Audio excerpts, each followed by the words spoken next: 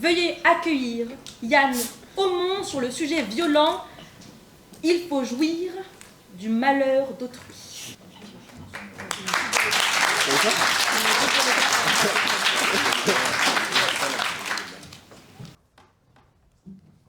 10 janvier 2005, 22h53. Je naquis. Ainsi s'ouvrit, dans les recoins humides de la Bretagne profonde, l'épopée grandiose de mon existence.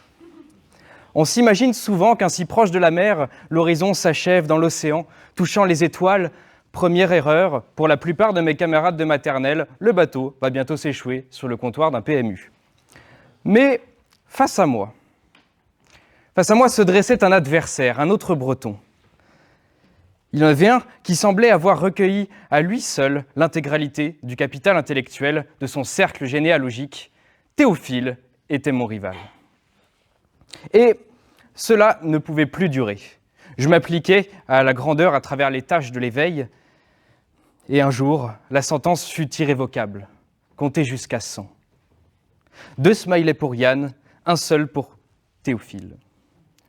Je le revois encore, submergé par le chagrin, se noyant dans un déluge concentrique où confluaient ses larmes et son liquide nasal, toute sa majesté effondrée dans la morve et le désespoir.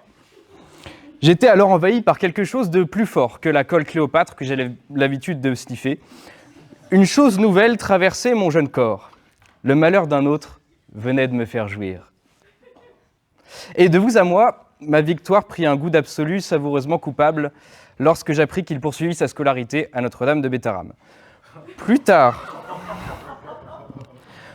j'ai compris que ce sentiment si singulier allait devenir affreusement commun. Cher jury, mesdames et messieurs, le diagnostic est sans appel. Cette sensation de jouissance face au mal d'autrui nous a été commune. Mais si vous et moi avons éprouvé cette jouissance, elle s'est toujours accompagnée d'une certaine culpabilité. Jouir ici, c'est tirer un certain plaisir, souvent dissimulé. Le malheur d'autrui, ce n'est pas simplement son état, mais toute défaite, toute humiliation, tout manque. Quant à autrui, il n'est pas tout à fait étranger, il est ce rival, il est ce semblable, ce miroir possible de nous-mêmes. Il faut donc comprendre comment la peine de l'autre peut devenir pour nous une satisfaction. Mais surtout, s'il faut en jouir. Rassurez-vous, contrairement à mes adversaires qui connaissent sûrement le goût des feutres, on ira au bout de cette question. En premier lieu, la jouissance provient à la fois d'un rehaussement de soi et dans le même temps une chute de l'autre. D'abord, jouir du malheur d'autrui, c'est éprouver notre propre soulagement, décuplé par le succès. C'est un simple mécanisme de comparaison. Quand l'autre chute, je mesure plus vivement que je suis encore debout. Charles Garois-Robert était un proche camarade. Nous avons passé le même concours Bossuet. Seul moi fus retenu. Cher public, il a été condamné par le jury à faire des blagues sur ceux qui traitent d'un vrai sujet. C'est la révolte. Charles, ton malheur m'a fait mesurer la chance d'être érigé en finaliste, d'être érigé par rapport à ta chute. Merci pour ces érections. Le malheur d'autrui agit alors comme un miroir inversé. En le regardant tomber, en participant, sans le vouloir, à sa chute, je me sens monter. Autant de chutes, c'est autant de bonheur. Beaucoup d'entre vous rêvent d'avocature, peut-être d'une promotion, de gagner des prix, et entre nous, d'un retour en politique de Nicolas Sarkozy. C'est autant de chutes et d'échecs d'autrui qui construiront votre jouissance. Ensuite, parce que le malheur des autres, même non induit par nous, ajoute de la rareté, de la satisfaction à la jouissance. Il donne un prix nouveau à ce que je possédais déjà. Face à l'enfant aveugle qui me rentre dedans sur le trottoir, je chéris chaque ciel comme un Chagall couvrant la scène de mes jours. À l'idée du sourd, le moindre éclat de rire me paraît une petite sonate, une source de vivre et chaque parole une musique. Certains ici ont peut-être perdu l'odorat à cause du Covid-19 ou d'un excès de cocaïne. Eh bien, quand je pense à vous, le parfum d'une femme m'apparaît comme une patrie secrète, où l'âme, un instant, consent à s'égarer. De surcroît, rassurez-vous d'en jouir, le malheur d'autrui est de toute façon un malheur temporaire. Il n'a presque jamais la fixité d'un destin. Il n'est bien souvent qu'un moment de déséquilibre, une inclinaison temporaire de l'existence. Dès lors, s'en réjouir, c'est moins applaudir une ruine définitive que de constater une mauvaise passe. Et allez, je vais le dire, c'est presque une fleur que le malheur fait pour les autres. Sans dépression, pas de Charles Baudelaire, sans toxicomanie, pas de Vincent Van Gogh, sans inceste, pas de Breton. Donc, mieux vaut en rire et en jouir que d'en pleurer. Et le rire est précisément la jouissance la plus innocente. Voulez-vous vraiment ajouter un deuxième malheur au malheur?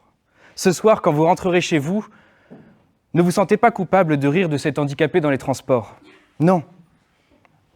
Et rassurez-vous, car ce jeune enfant aveugle qui m'est rentré dedans tout à l'heure, je me dis qu'il ne verra jamais le visage de Jack Lang.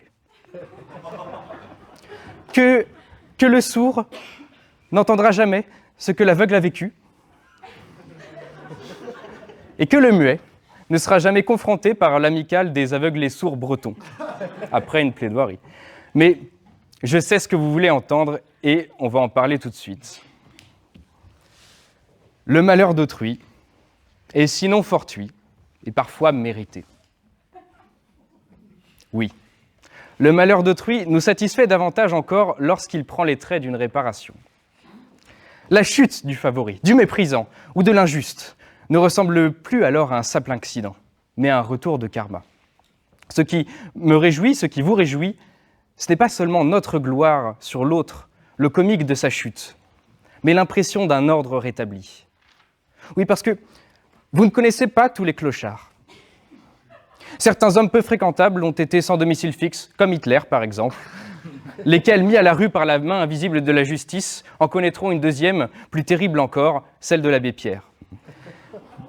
Mais il y a finalement une sagesse à retirer de cette jouissance. Alors, cher public, cher jury, comme on l'a vu, autrui, c'est beaucoup de gens.